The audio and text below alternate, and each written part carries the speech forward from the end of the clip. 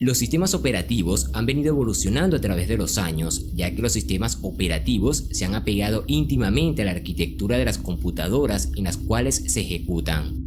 La primera computadora digital real fue diseñada por el matemático inglés Charles Babbage, 1792 y 1871. Aunque Babbage gastó la mayor parte de su vida y de su fortuna intentando construir su máquina analítica, nunca la hizo funcionar adecuadamente porque era un diseño puramente mecánico y la tecnología de su época no podía producir las ruedas, el engranaje, levas y otras partes mecánicas con la alta precisión que necesitaba. Sin embargo, sin tener que decirlo, la máquina analítica no tuvo un sistema operativo. Primera generación, 1945-1955. Bulbos y conexiones. Aquí las máquinas se construían a base de bulbos. Estas máquinas eran enormes y llenaban cuartos completos con decenas de miles de bulbos, pero eran mucho más lentas que las computadoras caseras más económicas de nuestros días. Aquí una sola persona diseñaba, construía, programaba, operaba y daba mantenimiento a cada máquina. Toda la programación se llevaba a cabo en lenguaje máquina absoluto y con frecuencia se realizaban conexiones para controlar las funciones básicas de la máquina. El programador reservaba cierto periodo en una hoja de reservación, iba al cuarto de la máquina, insertaba su conexión en la computadora y pasaba horas esperando que ninguno de los 20.000 bulbos se quemara. Segunda generación, 1955-1965. Transmisores y sistemas de procesamiento por lotes. Con la introducción del transistor que modificó todo en forma radical, las computadoras se volvieron confiables. Aquí se empezó a dar una separación entre los diseñadores, constructores, operadores, programadores y personal de mantenimiento. Estas máquinas se aislaban del exterior en cuartos con aire acondicionado especial y un equipo de operadores profesionales para la ejecución. Para ejecutar un trabajo, el programador debía primero escribir el programa en hojas de papel para después perforar las tarjetas. Después debía llevar el paquete de tarjetas perforadas al cuarto de lectura y dárselas a uno de los programadores. Al terminar, un operador pasaba a la impresora, separaba la salida y la pasaba al cuarto de salida para que el programador la recogiera más tarde. Si era necesario utilizar el compilador Fortran, el operador debía tomarlo de un gabinete para arribos y leerlo. Después se buscó otro método para reducir el tiempo. La solución fue la de un sistema de procesamiento por lotes. La idea era colocar una charola completa de trabajos en el cuarto de entrada y leerlas. Después, en una cinta magnética mediante una computadora pequeña y barata, después de algunas horas para colectar un lote de trabajos, la cinta se embobinaba y era llevada al cuarto de la máquina, donde se colocaba en una unidad de cinta, el cual leía el primer trabajo de la cinta y lo ejecutaba. La salida se escribía en una segunda máquina. En lugar de imprimirse, al concluir el lote, el operador retiraba la cinta de entrada y de salida, reemplazaba la cinta de entrada con el siguiente lote y llevaba la cinta de salida a la terminal de impresión fuera de línea. Estas computadoras se utilizaban para cálculos científicos y de ingeniería. Tercera generación, 1965-1980. Circuitos integrados y multiprogramación.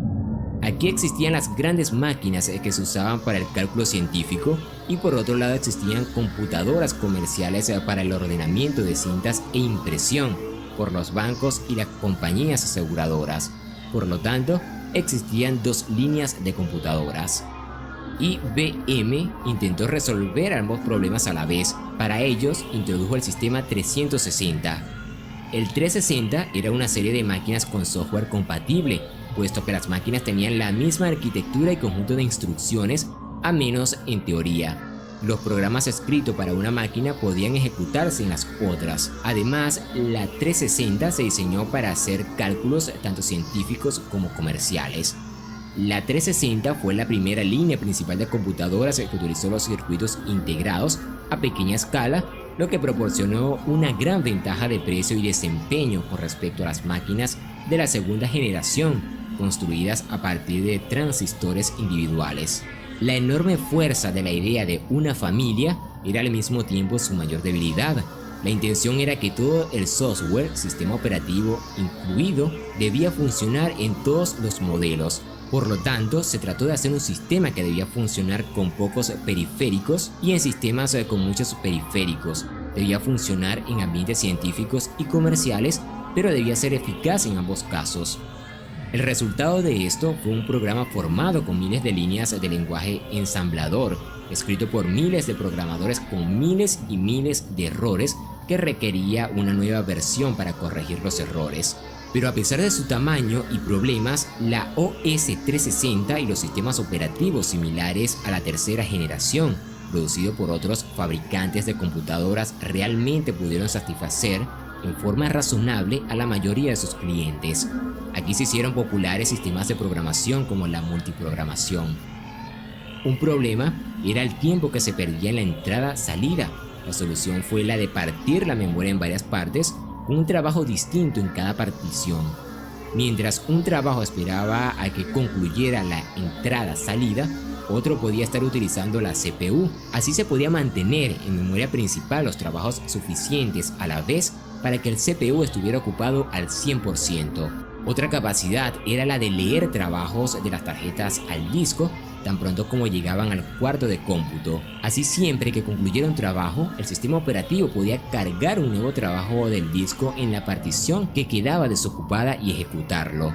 Esta técnica se llama spooling y también se utilizó para las salidas. Aunque los sistemas operativos de esta generación eran adecuados para los grandes cálculos científicos y la ejecución de un procesamiento de grandes cantidades de datos comerciales, seguían siendo sistemas de procesamiento por lotes. Para eliminar este problema de los lotes, se realizó la técnica del tiempo compartido, variante de la multiprogramación en la que cada usuario tenía una terminal en línea. En un sistema con tiempo compartido, si 20 usuarios están conectados y 17 de ellos están sin usar, la CPU puede ser asignada a los 3 trabajos que requieran servicio.